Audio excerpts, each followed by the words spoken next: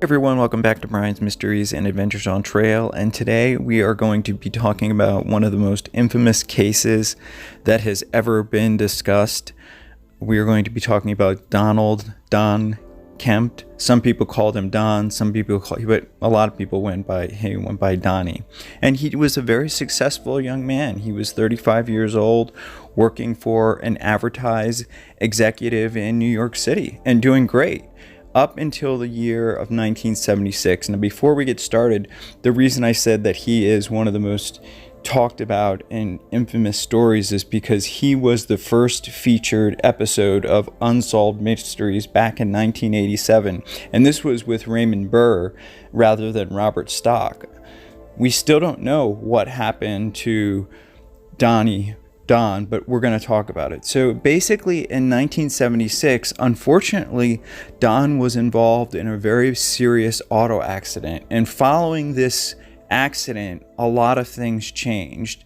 There was basically a 2-year period of not only during his recuperation, but he just decided that he was dissatisfied with his life and he needed to change the whole direction of his future. And obviously this can actually be very common with head trauma patients. There's been actual medical studies. In any event, he was very frustrated. He became disillusioned. He just stayed in his room, sort of watched TV, read a lot of books, but he became tired of this New York City and this materialistic society. So on September 6th of 1982, he basically gave up his entire life in New York. He quit his job, which at that time he was working on Madison Avenue.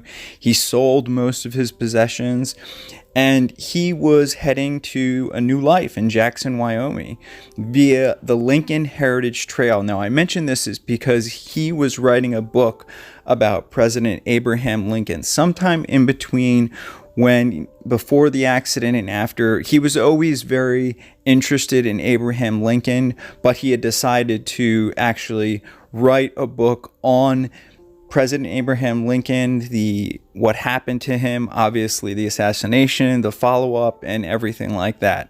Now, on his way, Don had gone through Cheyenne, which I actually stopped at myself. It's the capital city of Wyoming, and I'm going to have a picture here. There are several museums in Cheyenne, and Don had decided to visit one of them. And this was in November of 1982. And this is where he disappeared under very strange circumstances. And again, I'm going to have as many pictures to kind of give you the best details I could find. Now, his SUV was found on an exit ramp in a deserted stretch of the road in central Wyoming on November 16, 1982, with a single pair of footprints in the snow walking into the distance away from the vehicle.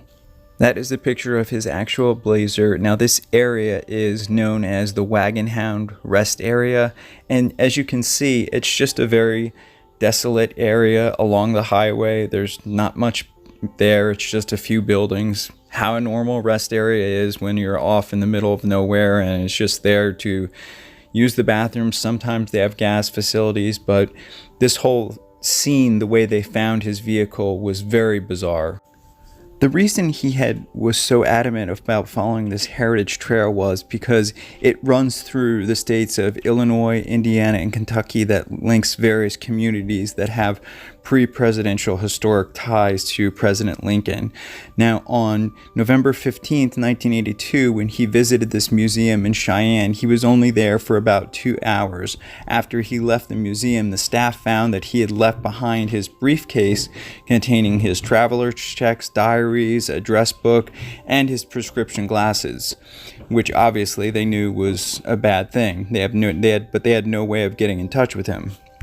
The Highway Patrol, Randy Teeters, found Donnie's vehicle. This is Donnie. Then when they found it, there was various items were strewn all over the ground. All the windows were open. The vehicle's engine was running. The radio was on. All the doors were open. And the SUV was full of Donnie's possessions.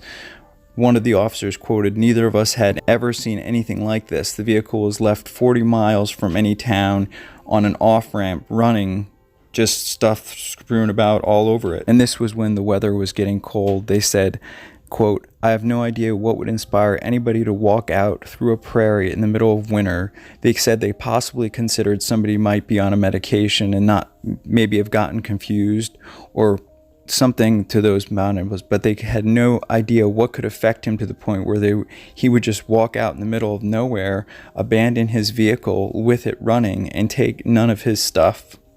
Obviously, a huge search and effort was started. They had an aircraft over the prairies, but they didn't have the same type of technology we have today. A lot of this was on foot. They did find a set of footprints leading away from the van, so the searchers quickly found, following that footprints, they found a duffel bag containing things like soap and a teapot. 4 miles from the van, 3 of Don's socks were found in an abandoned barn, together with a pile of wood and branches, as if somebody had maybe attempted to start a fire to keep warm. But there were no other tracks in the snow, indicating it was unlikely that he was abducted or something had happened. They only found his footprints. What was even more bizarre was that a few days later, they found his laundry bag inside a haystack. They kept finding his stuff just scattered in all these arbitrary places. And then, unfortunately, a couple days later, a major blizzard hit the area over the following week, which made any search and rescue efforts very, very difficult. But despite it, they kept trying to search by air and over the flat, open terrain as much as they could, but still, they had no finding of Don. At this point, his family, Don's mother, Mary, quit her job to help find her son. They put up an award. Obviously, she thought he had been kidnapped and was still alive. She got out there and she was searching herself. She said he possibly just didn't disappear into thin air, and she said, "My son would never do this." She believed that the authorities had put in an insufficient effort, end quote. And a friend said, "I think that poor Don was sitting on the fence of reality as he was driving home down the highway, and he finally crossed over to the other side of the fence." He says he thinks he saw a sign in the desert and just walked off. Another friend said that he received a phone call just before Don disappeared. Apparently, on this phone call, Don was hysterical and very upset about what we don't know. Then I don't know if this is hearsay, but 3 months after Don disappeared, a friend called Judy. Allie returned to her home in New York from a long vacation in Europe and returned to find she had a number of messages on her answering machine. The calls were all received on February 27th, 1983. There were a further 2 calls on April 5th and yet another on April 10th. She was not aware that what had been going on or that Don was missing at the time, but the messages appeared to be Don. She had worked with Don for over 10 years, and the man that left this messages sounded very urgent. So when she dialed the number back, this man answered, and when she asked to speak to Don, the man said yes, no, very quickly. And then she said to tell Don that Judy called, and the man said fine, and he just hung up on her. This number was later traced by the authorities to a house in Casper, Wyoming. This man named Mark, he insisted that he had not made the phone calls. He had no idea what they were talking about. He had never heard of Don Kemp, and he certainly had no idea where he was. Obviously, this was a very bizarre and puzzling clue because, why would this all just happen? It just makes no sense that these phone calls were made and they just happened to be his number. And his explanation when confronted with all these details that somebody must have broken into his apartment just to simply make these phone calls, which, gosh, that really is a stretch. I can't even believe if that would be true, but you never know.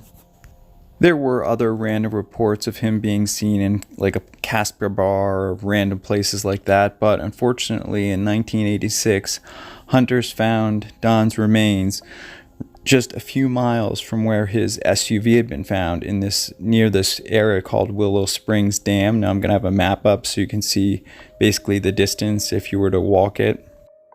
It was roughly 3 hours by foot, and after they did their investigation, they just concluded that Donnie Kemp had just voluntarily walked into the frozen prairie and had unfortunately passed away in the blizzard and was unable to find his way back to his vehicle. To me, I find that plausible, but I just find it so bizarre why he would have left so many things in the vehicle and why there were so many things scattered in various places. Like, why wouldn't he have just stayed in the barn? Why did he put his other bag in the haystack? There are just so many things that don't make sense. In this case, like I said in the beginning, has been covered than probably one of the most covered cases that I've ever looked at. I went through various archives, and there are news articles going all the way back from 83, 84, 85, and there was really nothing that I could find that would help give an answer aside the fact that maybe something happened when he stopped on the road. But even if somebody usually gets out of their vehicle on the side of the road, it's usually to go to the bathroom, and he was right next to a restroom. So I definitely would like to hear your all's theory on it. I'm sure you've heard of this case, or if you haven't, it's definitely a very, very bizarre case for a man to just get out and leave his car running on the side of the road. It had fuel, it had supplies. He had supplies with him that he seemed to just lose over the course of the days that he was out there. My thoughts and prayers go out to his family, his friends, everybody that knew him. And if there was foul play involved, which the authorities said that they couldn't find any reason for that, but if there was, I just hope and pray the proper people are brought to justice. And I hope that one day soon this family will get the closure that they need and deserve. I mean, this case has been, it's years and years old now, but I'm sure it still sits heavily on their minds, and everyone deserves answers. I want to thank you all for watching, as always, and special thank you to co.ag for providing the background music, and I will see you all in the next one. Take care.